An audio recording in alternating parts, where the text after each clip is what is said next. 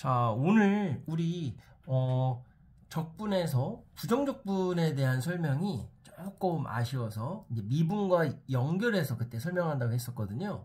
자, 오늘 제가 깜빡 아이패드를 책상에 놓고 가방을 안 가져왔어요. 그래서 참 다시 이렇게 원시적으로 오늘까지만 이렇게 하겠습니다.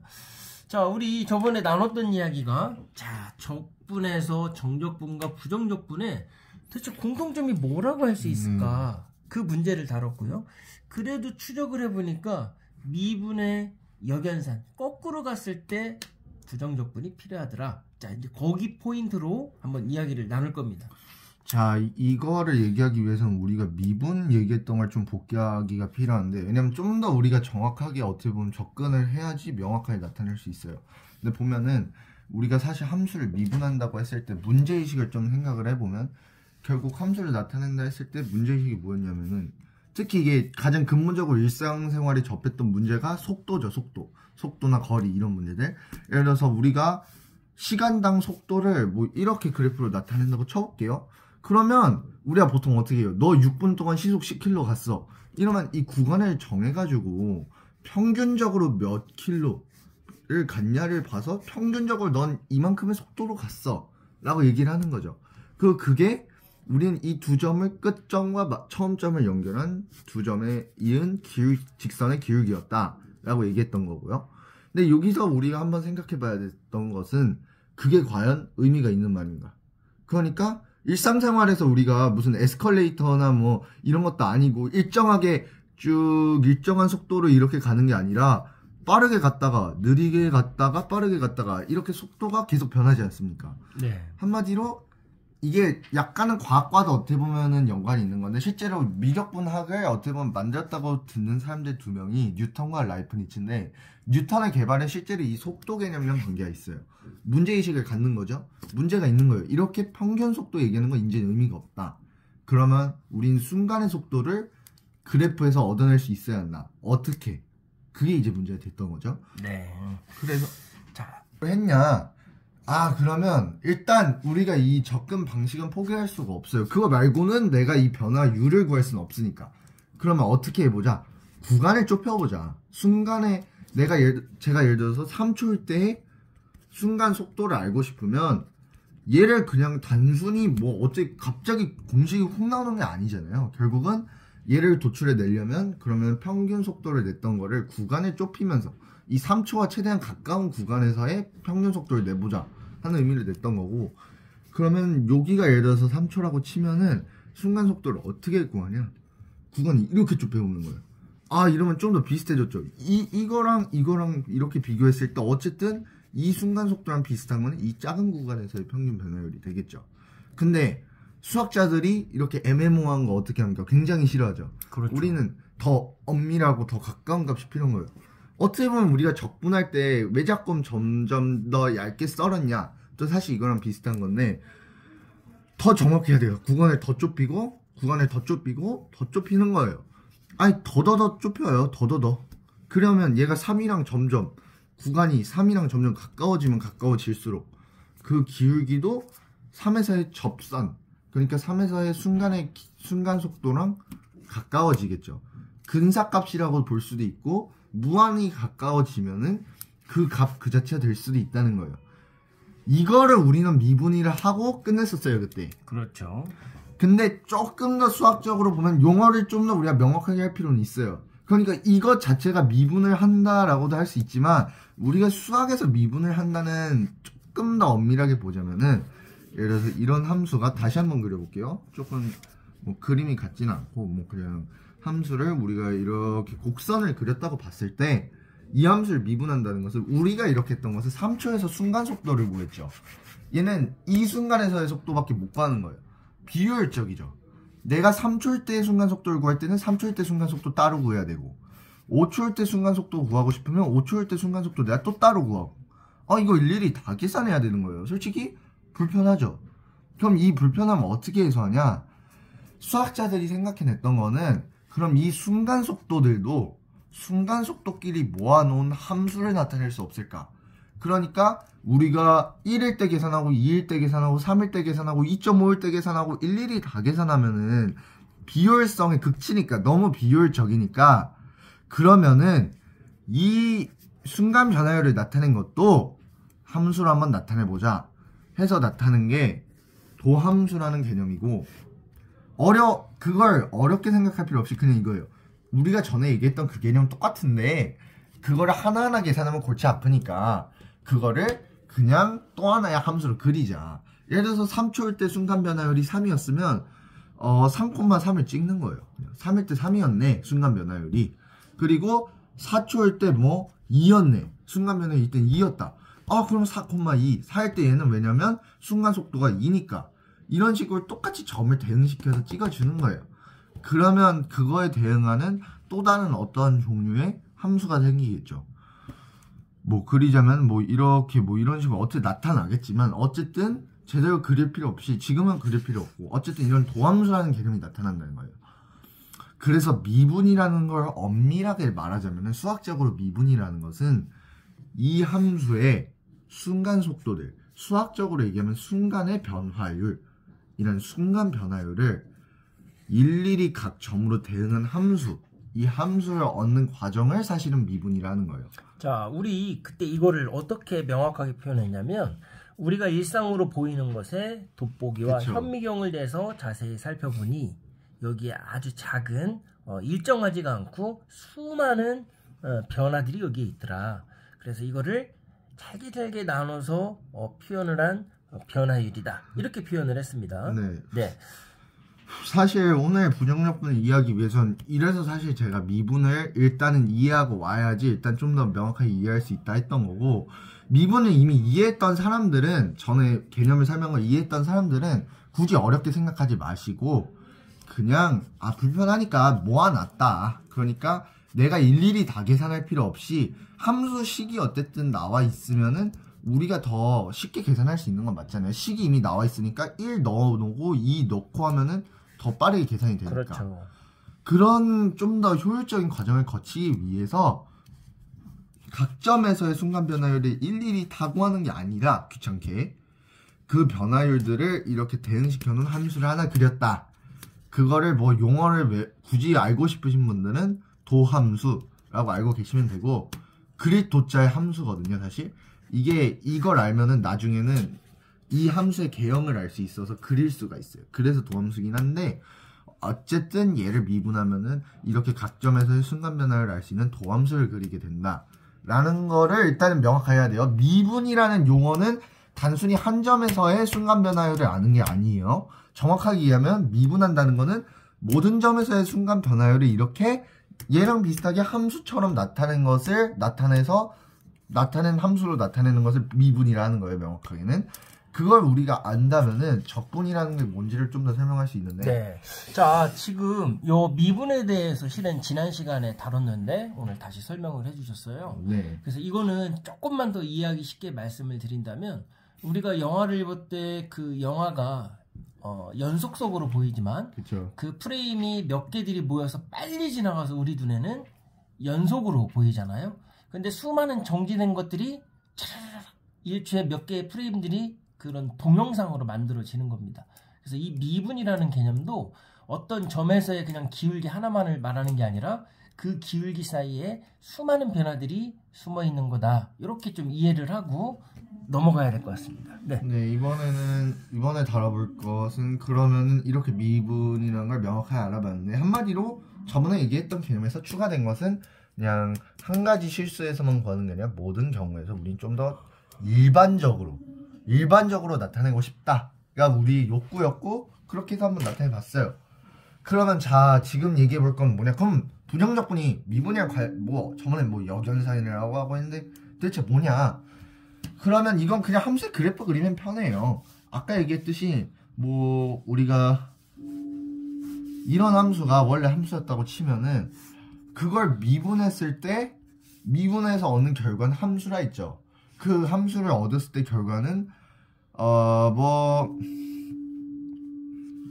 엄밀하게 그리면은 뭐 엄밀하게 그리겠지만 여기서는 굳이 그럴 필요는 없고 이런 그래프가 나올 거예요. 미분을 한다고 치면은 뭐 어렵게 볼 필요 없이 지금은 미분이라는 게 뭔지 까먹어도 되니까 일단 미분의 결과가 이거라고 쳐볼게요. 이게 A고 얘가 B예요. A를 미분해서 B라는 우리는 결과를 얻었어요. 그럼 봐볼게요. 이게 필수적인 요건인데 얘를 미분해서 얘를 얻었대. 그러면 얘를 한번 지우고 생각해볼까요? 미분이라는 개념을 제가 알니까 생각해볼 수 있는 생각인데, 그럼 얘 뭘 미분해가지고 얘가 될 수 있지? 어떤 놈을 미분해서 얘가 됐을까라는 생각을 가지게 된 거예요. 그렇죠. 그래서 한번 우리 반대로 생각해볼까? 반대되는 개념으로 역추적을 해보자. 그러니까 거꾸로 거슬러 나가자. 거꾸로 거슬러 나가자 해서 했는 게 부정적분이요.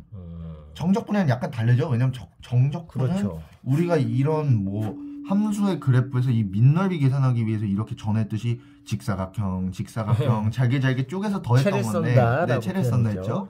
그게 아니라 얘는 관계가 없는 거예요. 그냥 미분을 해서 결과값이 A를 미분해서 B가 됐네.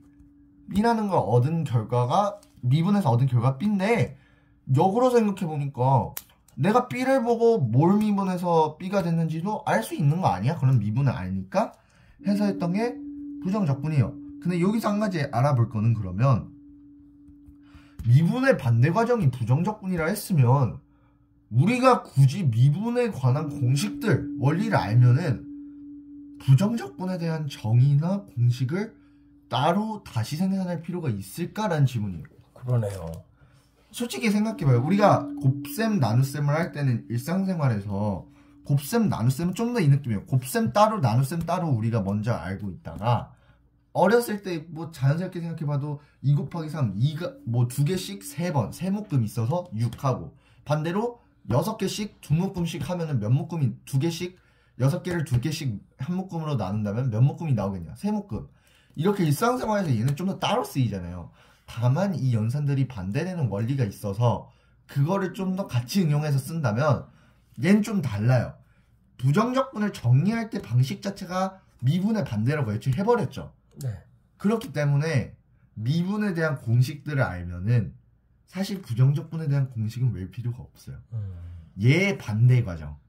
얘를 반대로 하면 얘니까 얘 공식 반대로 하면 그냥 부정적분이 되는 거예요. 그래도 곱하기랑 나누기는 기호가 다르잖아요?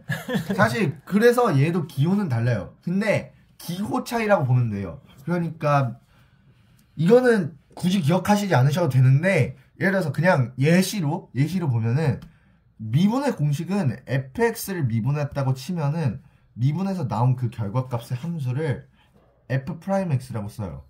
뭐 사실 이거는 좀 더 고등학생들이 많이 쓰는 표현인데, 다르게 쓰면 이거를 미분한다고 치면 이렇게 쓰거든요. 이것도 많이 쓰는 편이에요. 사실 뭐 굳이 구체적으로 볼 필요는 없고 그냥 이렇게 미분을 쓴다. 기호가 이렇게 우리는 쓴다. 그러면 부정적분 뭐 반대로 쓰나? 뭐 우리 나눗셈은 곱셈 예를 들어서 6 곱하기 3이면은 6 곱하기 3이 곱셈이면은 우리 6 나누기 3 하면은 6 곱하기 3분의 1로 역수를 곱해서 하는데, 그럼 얘도 뭐 부정적분 기호는 이렇게 쓰나요? 뭐 이런 질문 할 수 있는데, 그건 아니고요. 기호는 어떻게 쓰냐면 이렇게 써요. 이 인티그랄이라는 기호인데 이런 기호를 쓰거든요. 부정적분은 왜 이런 기호를 쓰는지는 이제 설명을 해야 돼요. 그러니까 자, 흐름을 계속 잘 따라와야 돼요. 자, 여기서 흐름을 우리 잘 놓쳐버리면 네. 따라갈 수가 없을 것 같아요. 어느 순간. 네. 근데 우리 아까 미분을 했을 때 이걸 함수로 나타내는 거를 도함수라고 표현을 했습니다. 네. 그러면 이쪽에 그림을 보면 A를 미분하니까 이렇게 나왔다 했습니다. 네. 그럼 이 B는 지금 도함수를 말하는 건가요? 네, 그렇죠.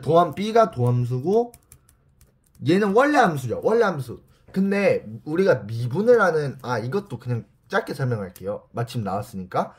우리가 A를 미분해서 나온 결과를 B를 도함수라 했죠. 이때는 미분이라는 과정이 A에서 B로 가는 거기 때문에 A라는 함수에 이름을 붙여줄 필요가 없어요. 근데 반대로 부정적분이라는 개념을 생각해보면은 B를 부정적분했을 때 나온 결과가 A죠. 그렇죠. 그럼 B라는 애에 이름이 붙을 필요가 없는 거예요. 그냥 B를 부정적분했더니 A예요. 그럼 오히려 A를 이름 지어줄 필요가 생긴 거예요. 그렇죠. B를 부정적분해서 생긴 걸 A라고 하면 A는 B에 뭐라고 표현해야 할까? 그래서 이게 어떻게 보면 부정적분이 미분의 역연산이라는 걸 잘 표현해 주는데, B를 부정적분했을 때 A가 나온다는 거는 A가 B를 미분하기 전에 원래 함수라는 뜻이잖아요. 그래서 원시적이라고 우리가 표현하잖아요. 옛날에 원래 원시적 원시 함수라고요. 미분하기 전에 원시적인 함수. 그러니까 부정적분하면 원시 함수가 나온다. 자, 이제 우리 아까 이제 넘어가기 전에 여기 내용의 흐름을 잘 이어가야 한다고 했는데 이 포인트를 집어야 될 것 같습니다.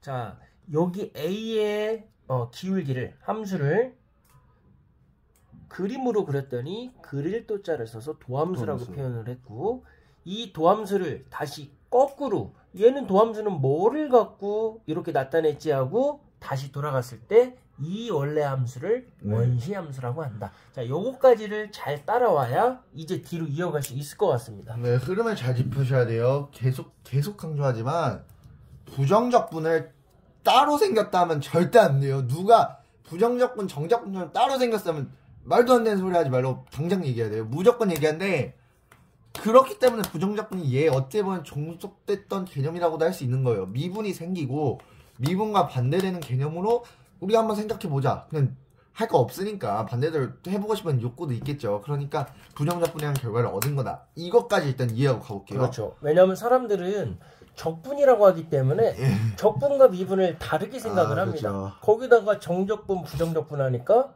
오히려 더 이해를 못하는 거예요. 네. 그러니까 이게 아주 중요한 얘기인데요. 이 원시함수에서 도함수로 나타냈고, 이 도함수를 거꾸로 다시 되돌릴 때 이 원수함수로 되돌릴 때가 바로 부정적분이다. 요거까지를 확실하게 이해해야 되겠습니다. 자, 이제 거의 이제 마무리합니다. 거의 다 왔어요. 네, 조금만 다 왔어요. 더 설명할 필요가 있는데, 다시 우리가 좀 기억하기 위해서, 이건 워낙 중요하니까, 물론 함수겠죠. 함수 아니어도 뭐 가능할 수는 있겠지만 흔히 보는 게 함수니까, 얘를 미분했을 때 결과값을 B라고 하면은 얘는 도함수라고 원시함수라고 부른다 했죠. 그냥 용어예요. 그냥 용어. 굳이 어려울 필요 없어요. 얘를 뭐 반대 과정이 부정적분이다. 용어가 어려우면 사실 용어를 외울 필요도 없긴 해요. 여러분은 그냥 간단히 보는 과정이니까. 이거였다를 한번 기억하고 다시 가볼게요. 그러면 어쨌든 부정적분은 미분의 반대인 거예요. 근데 그러면 왜 도대체 부정적분이랑 정적분 연관지어서 넣냐? 그러니까 한글로는 적분이니까 그럴 텐데, 그럼 영어로도 좀 영어로도 결국은 묶어 쓰는데, 그럼 걔는 왜 묶어 썼어요? 라는 치문에 필연적으로 하겠죠. 관계가 없잖아요. 우리가 봐도 알 수 있잖아요. 무슨 말이냐면, 만약 부정적분이랑 정적분이랑 연관이 없었으면은 부정적분의 이름은 적분이 아니라 반미분 뭐 이렇게 쓸 수도 있었던 맞아요. 거잖아요. 그러니까 영미분. 예, 영미분. 사실 그게 더 당연한 거 아니야? 그냥 미분 반대로 생각했는데 얘 왜 갑자기 적분이랑 이름을 비슷하게 쓰냐고 라고 생각하는 게 당연해요. 그럼 이건 왜냐? 간단하게 이거를 증명 과정이 있는데 그건 너무 복잡하고 그 미적분학의 기본 정리라고 하는 건데, 사실 이게 천재 수투 교육 과정에서 조금 순서가 잘못 표현되어 있는 게 실제로 있긴 한데, 보면 뭐냐면 약간 우연이 있긴 있어요. 우연성이라고 봐야 돼요. 이건 무슨 말이냐면, 이 넓이를, 이 함수의 밑넓이를 결국 구할 때는 우리는 전에는 이거 구하기 위해서는 직사각형 넓이 다 넣어야 한다 했죠. 그렇죠. 잘게 채를 써서. 근데 이게 사실은 여러분 생각보다 수학적으로 굉장히 힘든 과정이에요. 기호로만 나타내 볼까요? 뭐 리미트 n이 무한대로 갈 때 시그마는 1부터 n까지 뭐 이런 기호부터가 너무 골치가 아프죠. 그렇죠. 이걸 리만합이라고 사실 전문 용어는 부르는데, 골치 아프고 기호로도 보기 골치 아픈데 수학자들은 그럼 이거 안 귀찮냐? 굉장히 귀찮고요.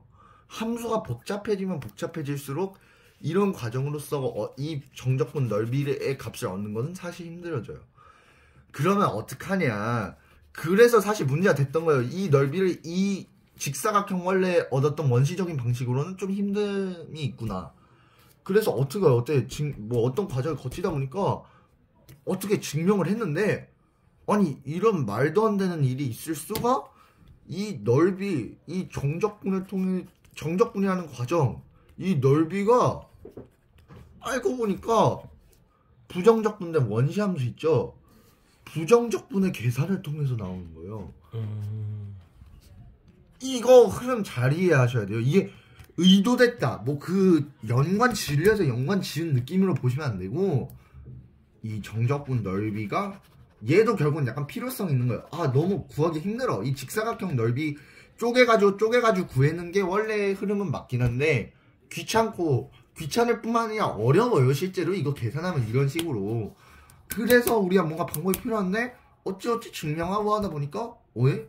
이 넓이가 부정적분의 계산을 방식이 되네. 아 그러면 그렇게 되면 얘네 둘은 관계가 있다는 걸 알 수 있죠. 원래는 전혀 관계없는 게 정적분과 부정적분인데 부정적분은 어디까지나 넓이랑 관계없이 미분의 역연산으로만 했던 건데 그 부정적분이 알고 보니까 이 정적분이랑 연관이 이렇게 있었던 거예요.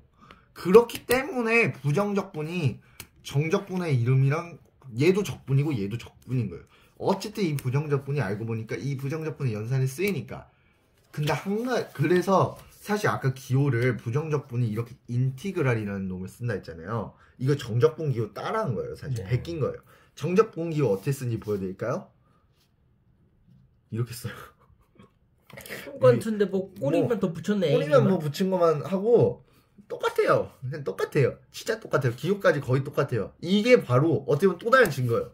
부정적분이 정적분의 기호를 베꼈다. 그냥 기호 똑같은데 그냥 베낀 거예요. 근데 한 가지 그런 궁금증을 풀어드리자면은 전 이거 사실 궁금했거든요. 근데 왜 부정적분이고 왜 정적분이에요? 이게 한자로 풀이하면 가장 쉽게 부정하면 뭐 떠오르냐면 정해지지 않았다? 이런 거 떠오르죠. 근데 그 정해지지 않았다가 사실은 맞아요. 무슨 말이냐면 이건 너무 수학적으로 들어가서 그렇긴 한데 한마디로 말해서 이 도함수를 부정적분에서 원시함수를 구한다 했는데 이 원시함수를 정확하게 구한다는 건 사실은 불가능해요. 왜 불가능하냐? 그 함수의 개형, 그래프 이런 건 다 구할 수 있어요. 근데 거기다가 얘가 예를 들어서 fx면은 얘가 캐피탈 fx라고 치면은 이 fx 값이 하나로 정해지는 게 아니라 fx 플러스 1도 되고 fx 플러스 2도 되고 이것도 돼요. 얘네 다 미분 쳤을 때 똑같이 이 fx로 나와요. 무슨 말이냐면은 미분 쳤을 때는 결과가 하나로 나와서 문제가 없었는데 부정적분을 역으로 올라가면 얘를 미분해도 얘가 됐고 얘를 미분해도 얘가 됐고 얘를 미분해도 얘가 됐다 보니까 얘 원시함수를 하나로 특정 지을 수가 없는 거예요. 너무 많네? 한마디로 역추적을 해보니까 아 결과는 하나였는데 이 결과를 만들어낸 놈은 한 100명 되는 거예요. 1000명. 사실 무한히 많죠. 이게 4도 되고 뭐 만도 되고 1000도 되니까. 그래서 아 정할 수 없다. 부정적분이다. 근데 얘는 넓이니까 어쨌든 값을 얻을 수 있죠. 이 넓이가 정해지지 않은 건 아니잖아요. 이 넓이는 어쨌든 어떤 값이 있어요. 우리가 표현을 못했을 뿐이지. 그래서 얘는 아 정적분 정해졌네. 약간 그렇게 이해하시면 좀 더 용어 선택에선 편할 수 있는 것 같아요.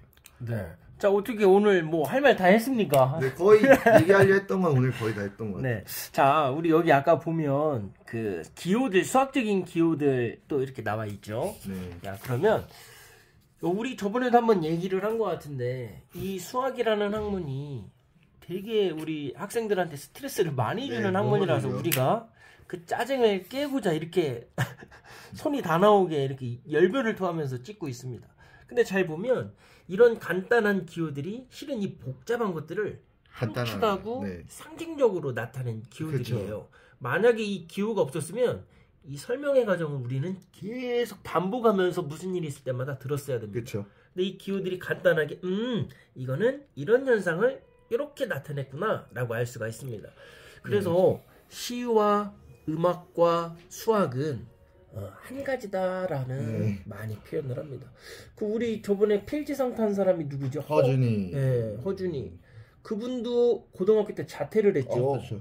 뭐가 되려고 자퇴했죠?